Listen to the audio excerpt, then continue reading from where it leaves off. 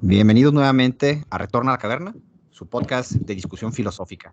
En esta ocasión, y después de un poco más de 2 meses de no grabar absolutamente nada y no subir episodios, por razones de trabajo, todos están un poco saturados de trabajo, y pues bueno, aquí estábamos de regreso y con un tema que creo que a muchos de nuestros suscriptores, oyentes, pues va por lo menos a interesarles porque es algo que si no han hecho, van a terminar haciendo y es su tesis.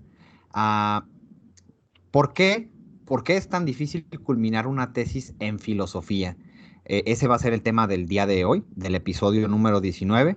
Y no solamente para hacer esto más general, no solamente en filosofía, sino porque es tan difícil hacer una tesis en ciencias sociales, en humanidades en general. El día de hoy tenemos a un invitado muy especial, a Carlos Álvarez, un amigo de Retorno a la Caverna, un amigo muy querido. Él es licenciado en Sociología por la Universidad de Guadalajara, es maestro en urbanismo también por la misma universidad. Y bueno, pues muchas gracias, Carlos, por acompañarnos el día de hoy.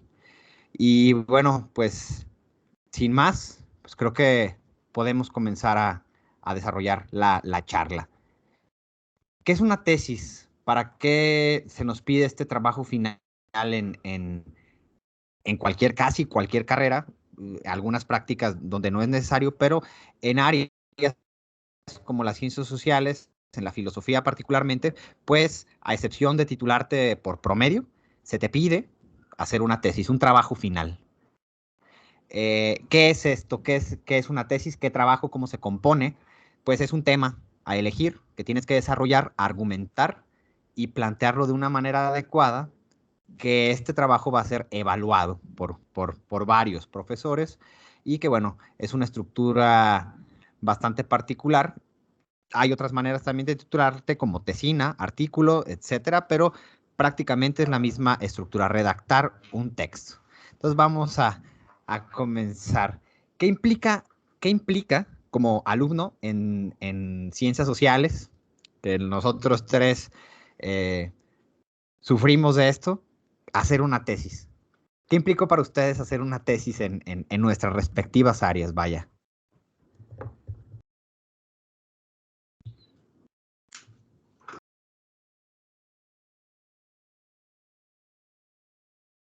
Adelante, Carlos, adelante.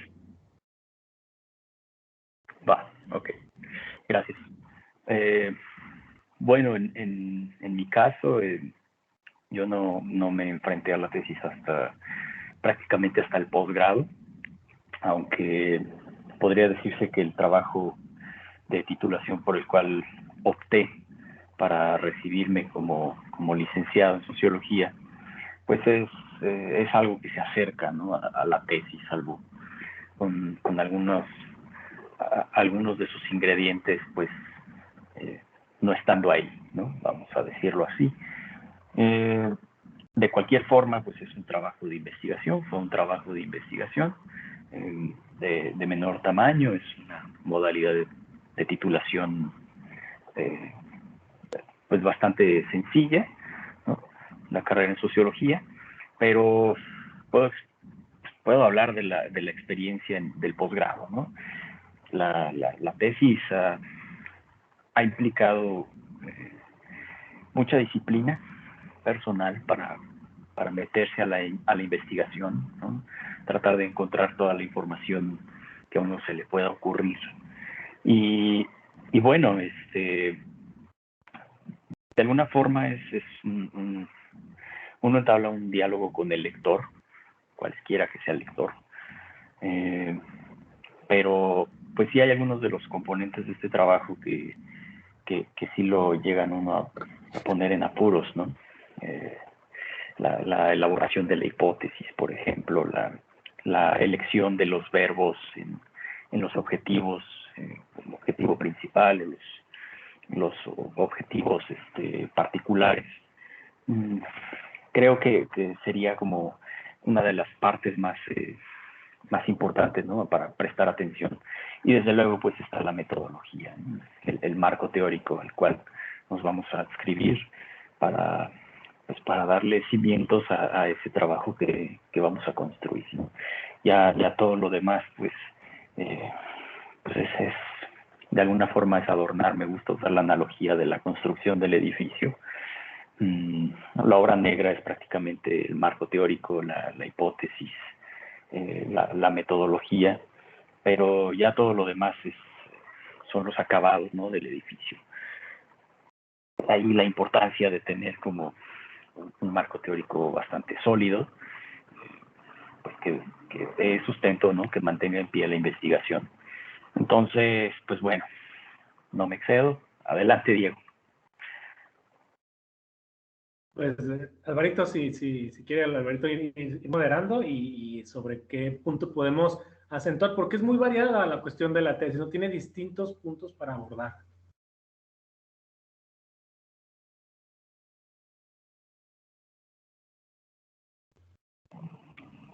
Está cerrado tu micrófono, Álvaro. Sí, Perdón, estaba hablando y no tenía el micrófono prendido. Bien, podemos comenzar hablando que el primer problema al que nos enfrentamos es cómo llegamos a nuestro tema de tesis particular. ¿Cómo se va dando este proceso de encontrar primero un gusto específico, académico, y posteriormente encontrar un tema dentro de este gusto que es muy vasto en lo académico? ¿Cómo encontramos? ¿Cómo llegamos al tema y cómo decimos, bueno, yo quiero hacer una tesis de este tema en filosofía, de este tema en sociología, este fenómeno particular o de este filósofo en particular? Es complicado porque, pues, al principio quizá la información es muy general. ¿Cómo llegamos de lo general a lo particular? Entonces, creo que podemos abordarlo así. ¿Cómo llegamos al tema de tesis? ¿Cómo, en sus casos, en el caso de Diego, que hizo tesis, y Carlos también, cómo llegamos al tema de tesis? Creo que es una cuestión de afinidad. He visto, he platicado y creo que no sé si en todos los centros universitarios, en todas las carreras sería así, pero creo que en ciencias sociales hay una afinidad con la que vas encontrando un gusto, ¿no? Yo daría un pasito atrás y distinguiría entre dos tipos de estudiante. Hay unos muy enfocados, muy bien informados, y entonces muchas veces, sí, porque se hace a veces broma al respecto, ¿no? Que la gente le huye a la tesis. Creo que hay gente que tiene la posibilidad con medios de evitar este proceso que a fin de cuentas es cansado, es pesado, y bueno, optar por el promedio, el examen, están bien informados sobre lo que hay que hacer. Y habíamos otros que nos envalentonábamos, que teníamos esta euforia muchas veces, ¿no? No de una competición, pero sí de probarnos, ¿no? Y vaya error en el que nos metimos algunos. Ese es el primero. Una vez que te decides por la tesis, o que no te queda otra opción, porque yo en mi caso nunca hubiera podido por promedio, por excelencia menos. Entonces, cuando estás arrojado a la tesis, pues encuentras afinidad.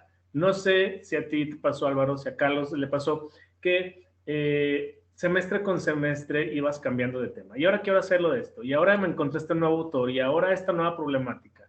Yo pasé por... Yo voy por la vida improvisando. Ese Sí, fue el caso en mi entonces tesis. yo inclusive llegué a presentar mi protocolo en el seminario y fue sobre Heidegger. Entonces yo me ¿Qué? estaba metiendo en una bronca impresionante. Después lo pude cambiar y encontré curiosamente en otra licenciatura una materia que tomé por gusto. Ahí encontré la afinidad y tomé el tema del existencialismo. Pero creo que ese es el primero, ¿no? Primero, definir que terminas a veces por suerte o por la casualidad o por los hechos, terminando forzado a hacer una tesis. Y el segundo es la afinidad con los temas que vas manejando. Sí, exactamente. Y precisamente eso, ya habiendo una afinidad en temas, ¿cómo especificas, cómo aterrizas tu tema de tesis? Como bien dices, pues encontraste afinidad por el existencialismo, pero ¿cómo llegas a un tema en concreto? Ah, sí, voy a hacer mi tesis de existencialismo. Pues, ¿de qué chingados de existencialismo? ¿De qué específicamente, no? Porque no llegas a eso inmediatamente o lo haces una noche y al día siguiente amaneces con la revelación de, voy a escribir acerca de tal cosa o de tal concepto en Camus, porque tu tesis fue de Camus, ¿verdad, Diego? Sí. Entonces, esto también, si nuestro tema, o sea, cómo llegamos, cómo lo delimitamos y también cuándo nos damos cuenta si nuestro tema es viable o no es viable, porque a lo mejor como alumnos estamos haciéndonos ahí construcciones mentales de que sí, es un temazo y lo presentas y pues no, la verdad es que no era muy bueno. Entonces, ¿cómo nos damos cuenta de que nuestro tema es viable o no es viable? Ya sea en sociología, en urbanismo o en filosofía.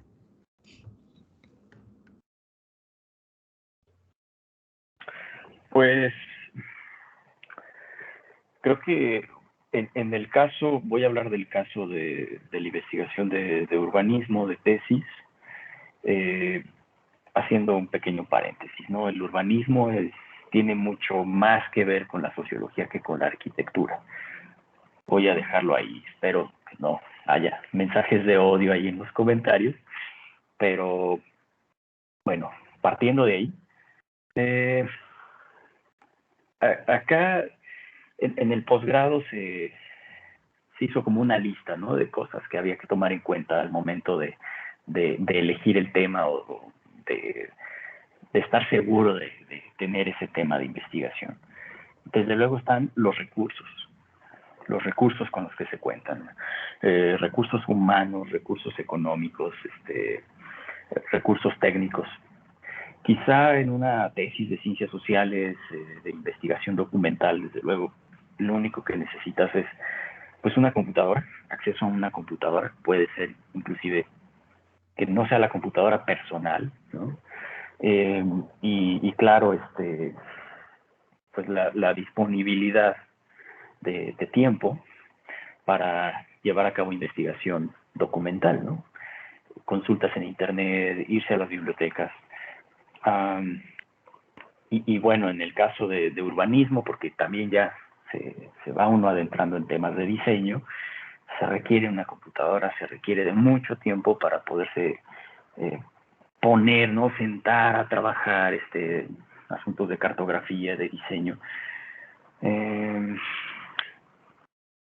Ese es mi particular caso, ¿no? Tiempo, recursos, etcétera. Nada más como un extra, ¿no? Una persona en académico en el posgrado me sugirió que podría tal vez hacer una encuesta de origen-destino a usuarios de transporte público, que tiene que ver con mi tema de titulación, de maestría. O sea, las encuestas de origen-destino son carísimas, ¿no? Necesitas un ejército de personas que vaya por ahí por la calle preguntándole a las personas, oiga, ¿usted de dónde viene y a dónde va? No en ondas filosóficas, pero sí ya bien aterrizadas en la ciudad. Eso cuesta, ¿no? Entonces, digo, es un ejemplo, ¿no? De cuán realista se tiene que ser para poder aterrizar el tema, ¿no? De qué dispongo, y ahí de por medio va desde luego el tiempo que, perdón, que dispongo para llevar a cabo el trabajo. Y tener claro los recursos, ¿verdad, Carlos? O sea, ¿qué recursos tenemos? Y de verdad, entre estos recursos, el tiempo, porque el tiempo es un recurso fundamental que lamentablemente los tesistas no tienen el tiempo encima. En el caso de Diego y yo, pues creo que cuando hicimos nuestras tesis de licenciatura, pues no estábamos tan presionados con la cuestión del tiempo, no teníamos un posgrado por pisándonos los talones, pero creo que el tiempo, tanto ya en la cuestión de la maestría, por ejemplo, sí es un factor muy importante para no extendernos en trabajos pues enormes, pues. Y ahí está otro punto interesante, porque creo que uno de los errores, como ya se mencionó, es pensar que nuestra tesis va a cambiar el ámbito filosófico, va a cambiar el ámbito en la sociología y va a cambiar el urbanismo quizá. Lo veo mucho más viable que cambie cierta perspectiva en el urbanismo que en sociología y en filosofía, ¿no? Pero creo que esto es un error muy común. No me dejará mentir Diego, que incluso nosotros cuando comenzamos a hacer nuestras tesis, pensamos pues, que nuestra tesis iba a ser muy buena, ¿no? Iba a ser leída por muchas personas y la verdad es que no, la verdad es que nadie la va a leer más que los lectores y los que pues estén obligados a hacerlo. Este es un error muy común, el pensar que nuestra tesis va a ser muy buena, un error de ambición, y terminan siendo tesis interminables, interminables. En ese sentido, creo que pues corrimos suerte con no hacer tesis tan ambiciosas, ¿no, Diego? ¿De qué fue tu tesis, Diego? Sí, bueno, mira, en este caso hay dos factores que me gustaría mencionar. Primero, el hecho de que creo que para hacer una tesis necesitas tener un grado de privilegio, desde disponer de tiempo, oye, Sí. recursos, una computadora que te funcione. Yo me adelanté con una Windows Vista 2007 y era una complicación. Era prenderla y voy por un café en lo que prende, ¿no? Entonces, y aún así es un privilegio, porque había gente que yo veía que estaba en la biblioteca. Yo prefería estar en mi casa que en la biblioteca, ¿no? Con el ruido, etcétera. Y otra cosa es que creo que, no sé si también en sociología se sufra esa situación, la falta de acompañamiento. La falta de acompañamiento, porque creo que si no te acercas a un profesor que te enseñe a hacerla, no que te guíe, no tu tutor, sino que alguien que te diga, mira, sigue estos pasos. A mí nadie me dijo y me perdí un año entero sin saber qué hacer. O sea, no sé si en otras carreras, en otros centros universitarios que creo que están más burocratizados, en el buen sentido, quizá como CUSEA, que te dice, a ver, te vas a sentar, vas a hacer esto, ahora te toca hacer este sistema. En filosofía es, ¿ya terminaste? Qué bueno, te falta la tesis. ¿Y cómo la hago? Ah, ese no es mi problema. Entonces, eso termina afectando mucho. ¿Sí? Una falta de acompañamiento educativo, pedagógico, estudiantil que te ponga en los rieles. Y el privilegio de poderte sentar. Yo lo puse sin tapujos. Tuve una ventana de 6 meses donde cuando vivía con mis papás me apoyaron y ¿sabes qué? Por las tardes estudia a la tarde, entonces tuve esa fortuna. Sí, hay otras personas que se trasnochaban, que tenían que quedarse hasta altas horas trabajando en la tesis y aún así tuvieron esa oportunidad. Hay gente que no la tiene.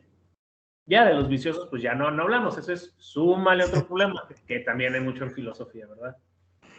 Sí, sí, sí, hay intitulables, pues. Sí, Creo que sí imponderables, hay gente intitulables. que sí le tienen como aversión a la tesis, ¿no? Y es un problema eso también. No sé, y aquí quiero abordar una cuestión importante porque, bueno, sé que muchos de los que nos escuchan son estudiantes de filosofía, muchos de los que nos escuchan son estudiantes aquí en México, pero según las estadísticas del canal, muchos son de otro lugar, muchos son de España y muchos son de Sudamérica. Entonces, la cosa es que aquí específicamente en nuestra facultad, y específicamente en la Facultad de Filosofía hay un problema con las titulaciones. La gente no se titula, la gente no hace tesis, no termina su carrera. Termina las materias de cursarse, pero no termina la tesis, porque efectivamente terminar una tesis, terminar un artículo, terminar una tesina implica cierta complejidad, no solamente intelectual, sino también una complejidad de disciplina y también una complejidad que quizá o no nos habíamos planteado hasta que Diego lo planteó en este momento, pues de facilidad de tiempo, de recursos, incluso una facilidad económica, ¿no? Quizá personas que salgan directamente de la escuela a trabajar y pues no tienen ni el tiempo ni los recursos para sentarse y escribir una tesis. Pero lo menciono porque, bueno, quizá no quiero ser como muy local en nuestros comentarios y esto que menciono acerca de los no titulados es específicamente en nuestro contexto, en nuestra universidad. Entonces, espero que no sea el caso en las universidades de ustedes que nos escuchan, pero lamentablemente es un contexto que sí se vive en la Universidad de Guadalajara y específicamente en la Facultad de Filosofía. Los estudiantes no se titulan y eso es un problemón.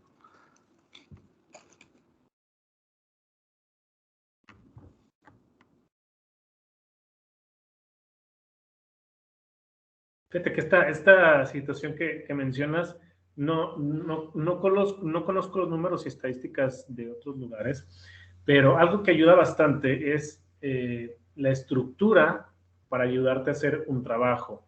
Yo imparto la materia en bachillerato de metodología de la investigación y me esfuerzo arduamente porque sea una buena materia, que esté bien impartida, porque los jóvenes, los estudiantes no saben hacer una investigación, no tienen una metodología, un método, un camino, ¿sí? Y yo no lo tuve, lo aprendí, insisto, de una manera autodidacta.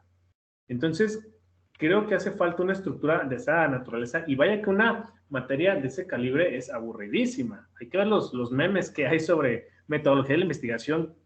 Es denso, es pesado, pero vale la pena intentar mejorar ese tipo de situaciones para revertir los números en los que nos estamos basando, que tenemos bajos niveles de titulación. No sé si en otros lugares también esa es una complejidad. Yo no recuerdo una clase realmente nutrida de metodología de la investigación que me haya enseñado el camino a investigar. No, la verdad es que no. Y este es el asunto. Hablaba con Carlos porque tuvimos una sesión anterior a esta que pues, no salió muy bien y regrabamos. Y hablaba con Carlos de qué tanto sirven estas clases. O sea, qué tan importantes son que nos den una clase de metodología o de seminario de titulación, pero qué tanto nos sirven. O sea, si realmente lo que nos enseñan ahí lo vemos reflejado en la elaboración de textos. No sé, Carlos, si a ti te funcionó lo que viste en una clase de metodología a la hora de sentarte y decir, ah, claro, esto fue lo que el profesor nos dijo en la segunda clase cuando lo vimos. Qué bueno que no falte a esa clase. No sé. No, no, para nada. En realidad, en el caso de sociología de la Universidad de Guadalajara son de cajoncito pues, prácticamente 2 años de metodología de la investigación, este primer semestre. Sin embargo, para cuando llegas a las últimas materias, ¿no? Las últimas 2 materias que son taller de titulación 1 y 2, pues sencillamente no recuerdas nada de eso, no revisas tus apuntes y nada tiene sentido, porque pues en realidad aterrizas en la carrera y nada tiene sentido, ¿no?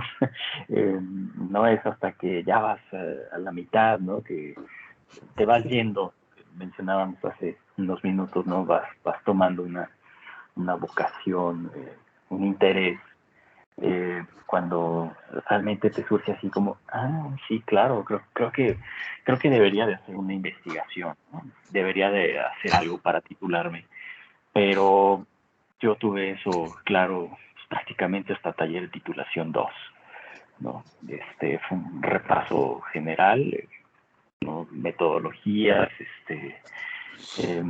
escuelas, en el caso de sociología, pues solo hay de dos opciones, la escuela europea, la escuela estadounidense, y pues la mezcla de metodologías, pero para nada eso no queda, no queda claro en un inicio. Sí, esa sería mi experiencia prácticamente con la licenciatura.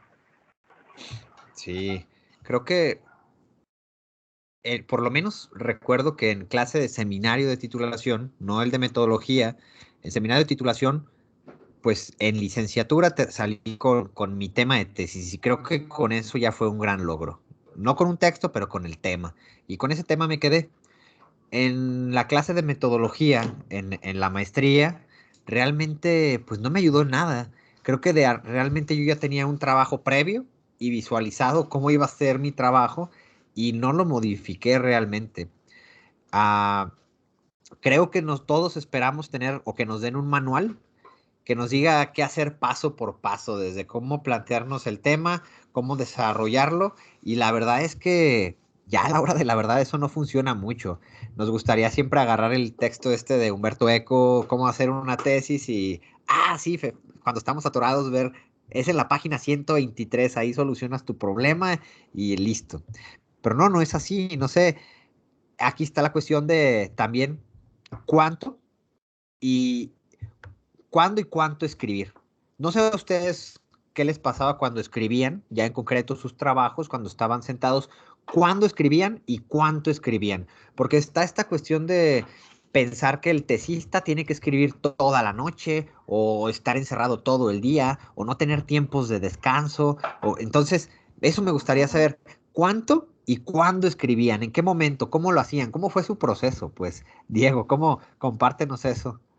Fíjate que yo, yo soy muy, tengo un trastorno obsesivo compulsivo y cuando me decidí ya a sentarme a leer, a escribir, dije, me paré, dije, no puedo es que escribir, tengo que leer.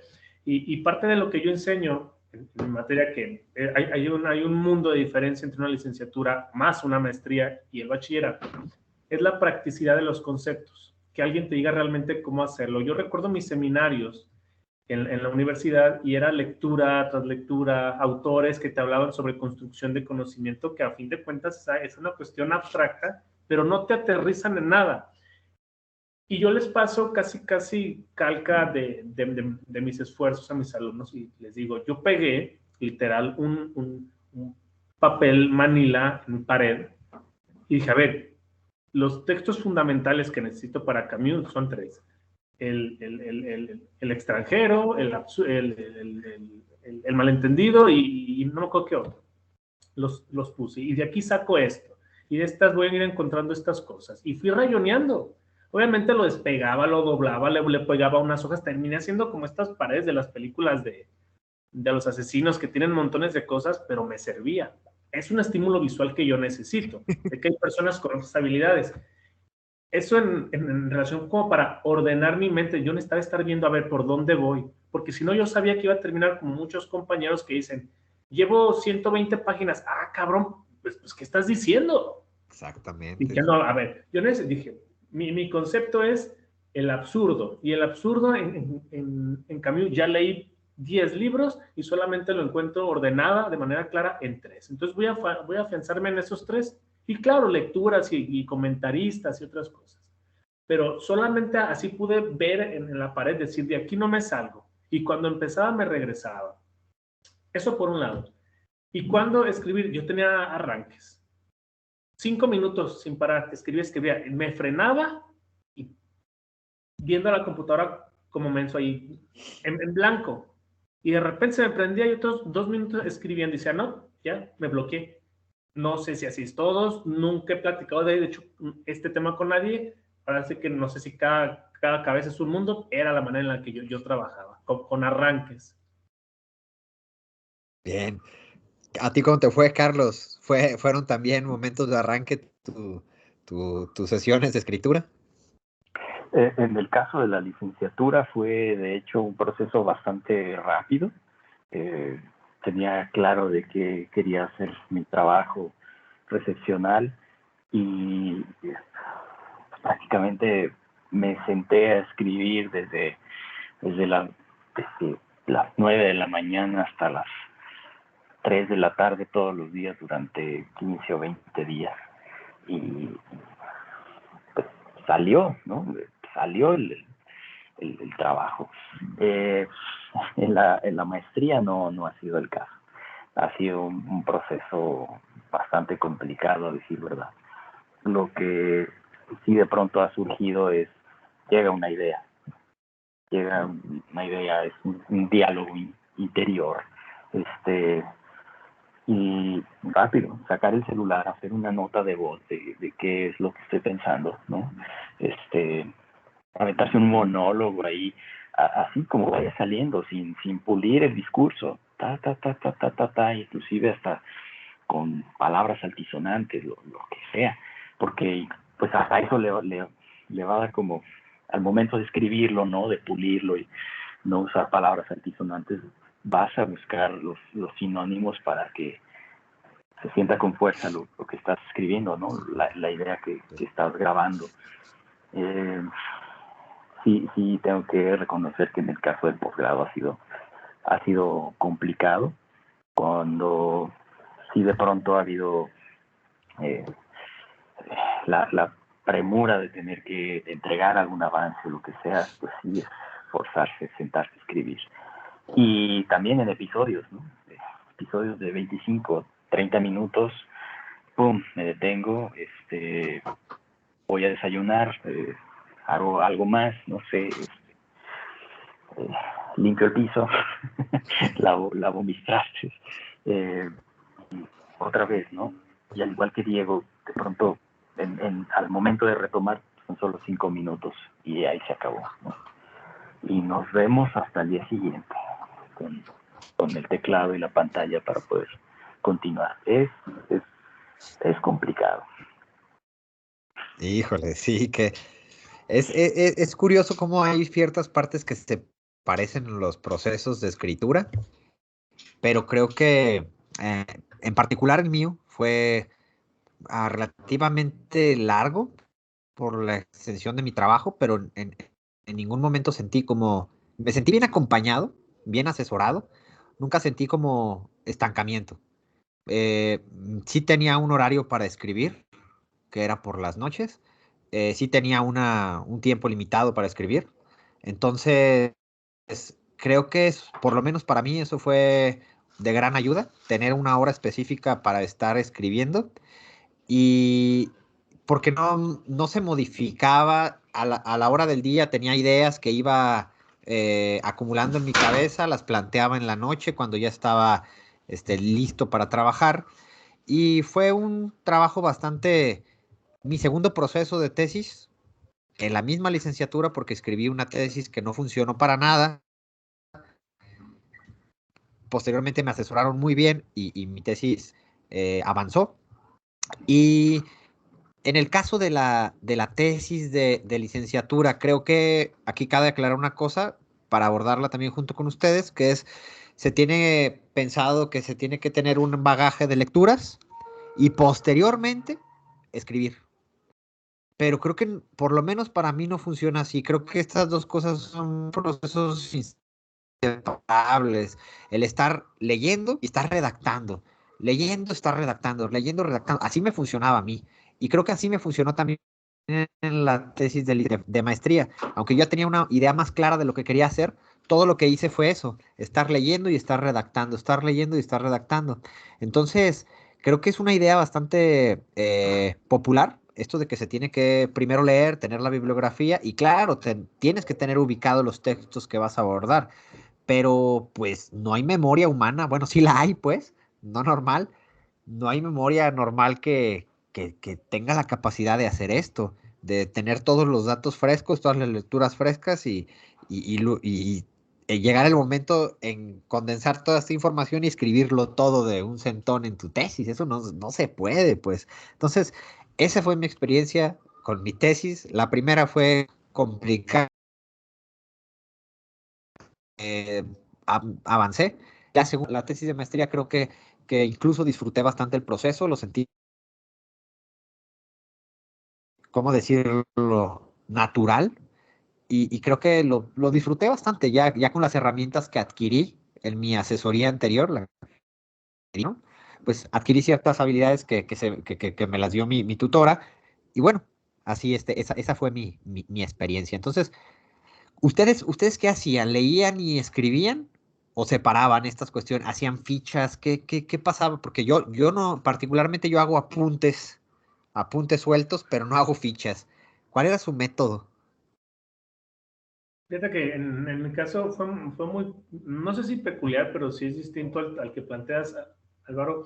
Yo ya conocía al autor, conocía la obra, de ahí me enamoré del tema y lo quise trabajar y dije, ya no me acuerdo, ya no me acuerdo. Entonces, retomé las lecturas principales, descubrí otras lecturas y sí comencé a hacer apuntes en un cuaderno que tengo ahí guardado.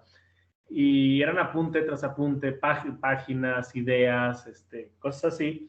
Y después ya cuando me quise volver a sentar, a escribir, me di cuenta que tenía que tener los libros por un lado y claro, regresaba al texto, pero yo ya tenía una noción más clara, yo ya podía verbalizar una idea que quizá un mes antes no hubiera podido. Mi proceso de hacer la tesis fue básicamente 3 meses de leer para rearmarme, para hacer mis notas, y después fueron 3 meses, o no menos, yo creo que fue como un mes más o menos, de sentarme a escribir, y fue una pendiente muy curiosa, porque al principio me ponía casi como con reloj, 20 minutos, así empecé, 20 minutos no más, porque quise hacerlo de 2 horas, no podía hacer 2 horas, pero conforme fui avanzando, el tiempo se fue duplicando. Ya después, no sé si era la emoción de avanzar, de ver el progreso, simplemente estaba mucho más empapado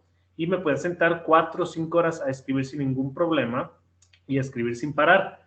Entonces, en ese sentido, lo que más me frenaba era el estar metiendo las citas. Era como estoy bien emocionado escribiendo, tengo que meter citas. Voy a la página, tengo que meterlo bien, el bendito APA que te atraviesa la cabeza, que es lo que a veces a mí me frenaba. Ahora sí que la inspiración, entonces ya pasaba la cita y volví otra vez a tomar ese riel. Fui de menos a más.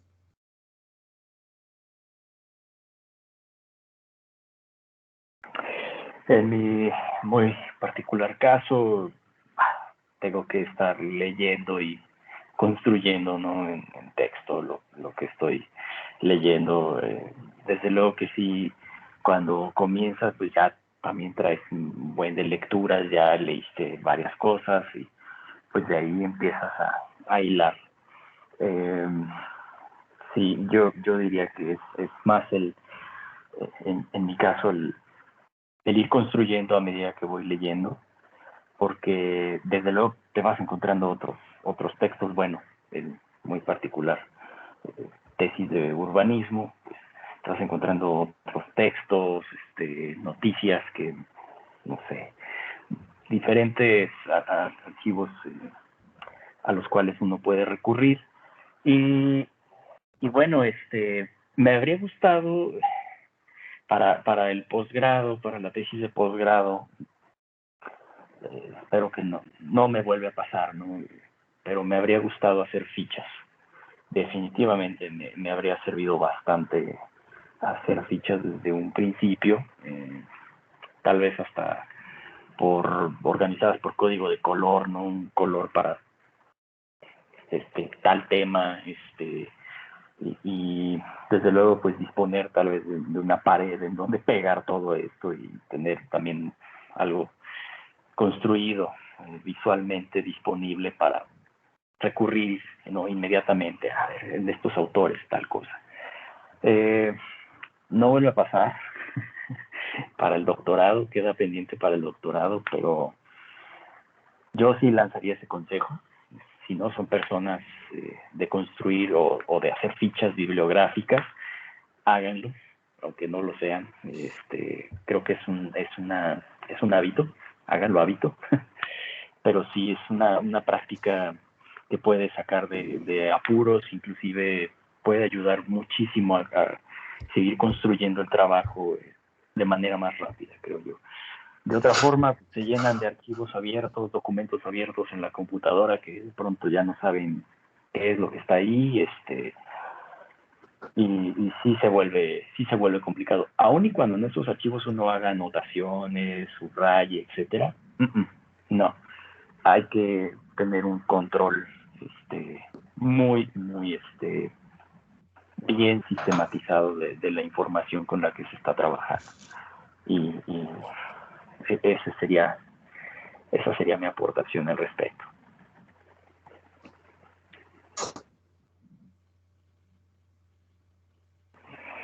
Para mí esta última parte y culminar con unos comentarios acerca de la burocracia que nos enfrentamos ya cuando terminamos, que eso sería bastante rápido. Hay que tener en cuenta cuándo vamos a terminar, porque si estamos encontrando textos nuevos, ay, esto me va a servir, lo voy a añadir, esto me va a servir, lo voy a añadir. pues esto se va a convertir en algo interminable y hay que tener mucho cuidado con esto, no hay que extenderlo de más, tenemos que terminarlo en algún momento. Entonces también estar echándole el ojo a esa cuestión de no extendernos de más. Y con la cuestión del sistema APA, pues bueno, es algo con lo que tenemos que vivir, ¿no? Ni modo, así es la cuestión, así son las formas, no las determinamos nosotros, tenemos que atenernos a estas cuestiones. Y bueno, pues por otro lado, tampoco somos poetas malditos, ¿no? Para escribir como se nos venga en gana. Entonces, eh, está bien, está bien. Hay cosas en las que ya no están en nuestras manos. Una de ellas es el formato APA. Entonces, pues simplemente tengan en claro qué versión. Yo les recomendaría tengan en claro qué versión y escriban con la versión que más se les facilite y listo. Es así de sencillo. Dedíquenle una semana a checar cuáles son esas normas de la versión que escojan y listo. No pasa absolutamente nada. No le tengan miedo al formato APA, que bueno, a pesar de cambiante, ustedes pueden escoger la versión que elijan, pues. Eso es válido. Y bueno, para terminar, pues eh, se van a enfrentar muchos de ustedes con broncas burocráticas. Y eso también no está en nuestras manos. Entonces, simplemente tomen sus tiempos, sean precavidos, saquen copias de los documentos que les entreguen, hagan registros al respecto, porque pues siempre supongan que la burocracia la va a regar. Siempre piensen lo peor, es lo que yo les aconsejo. De que la señora quizá puede traspapelársele algo, entonces para no tener sorpresas, pues mejor tomen sus respectivas precauciones con las burocracias, con los tiempos y sobre todo, si van a aspirar a un grado superior, a una maestría, a un doctorado, pues calculen bien sus tiempos. Es muy importante para que no les pisen los talones la cuestión de los documentos. ¿Tú tuviste algún problema con documentos, Diego? Fíjate que no, parte de mi compulsión es ser así sumamente cuadrado. Entonces, Está bien. yo era de, abren a las 3, ayer está a las 3, el primero en esta. Siempre con notas de voz, vas a necesitar este papel. Ah, ok.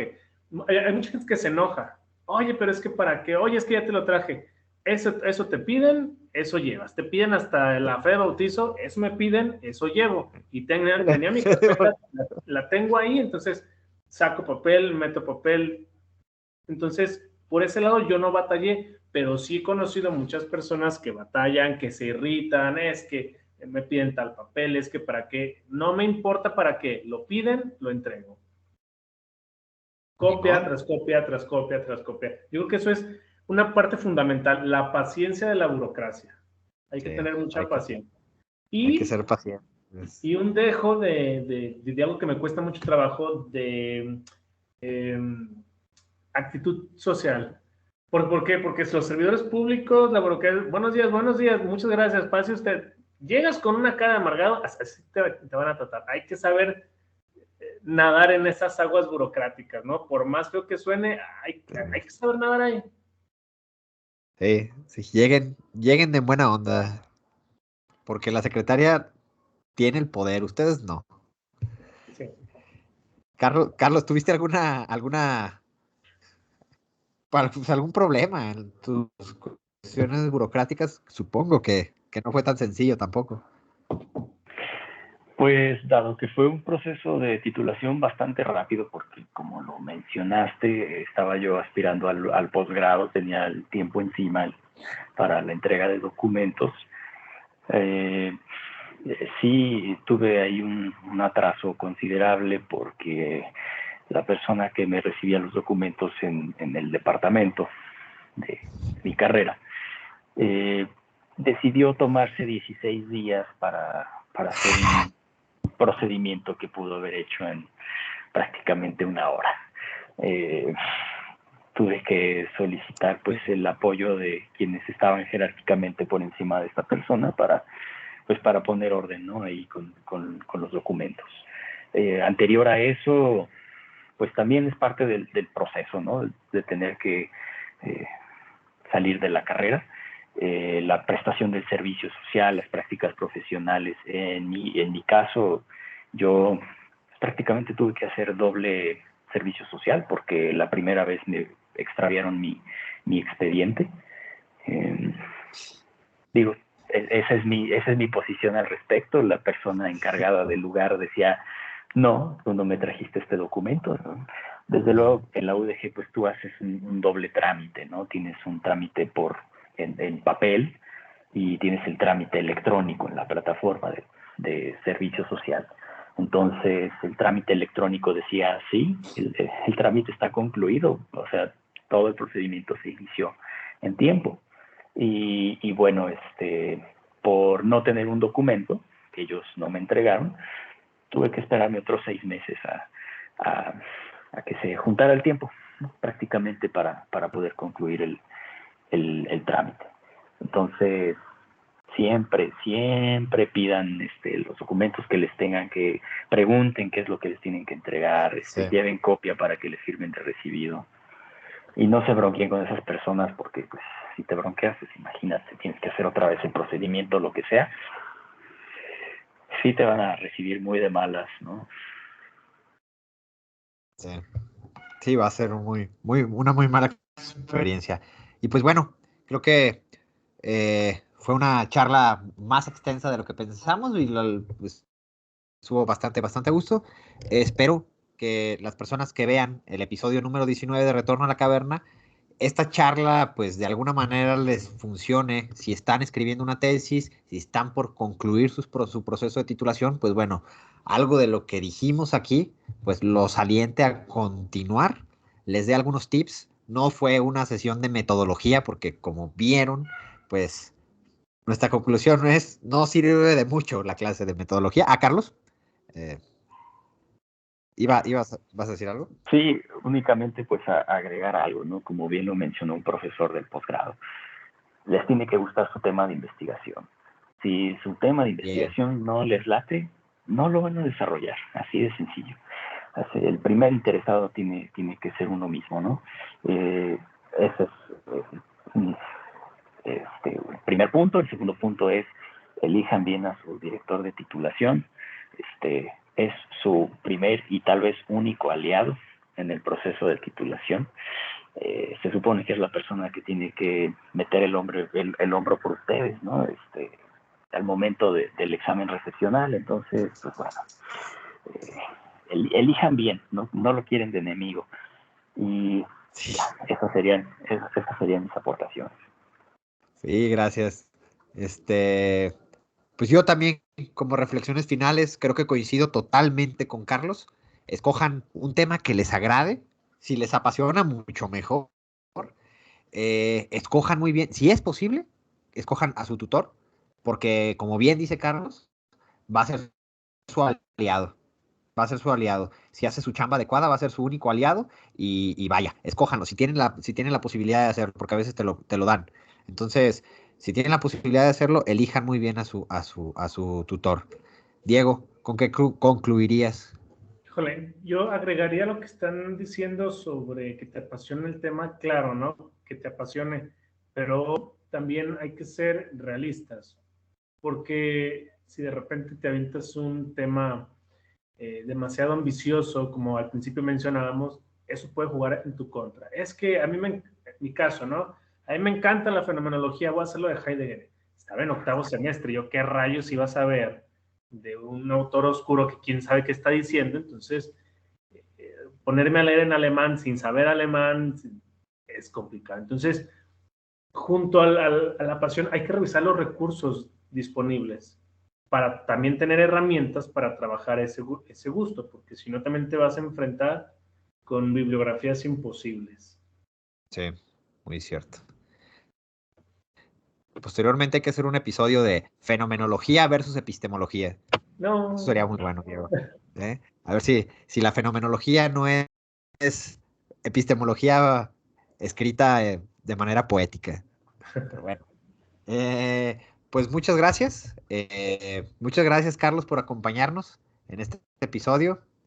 Gracias por las aportaciones que realizaste. Y bueno, Los esperamos en el próximo episodio de Retorno a la Caverna. Esperamos ya no tardarnos tanto en el próximo episodio. Estábamos reestructurando la cuestión de los temas, intentando hacer unas dinámicas diferentes y bueno, se reflejarán en los siguientes episodios.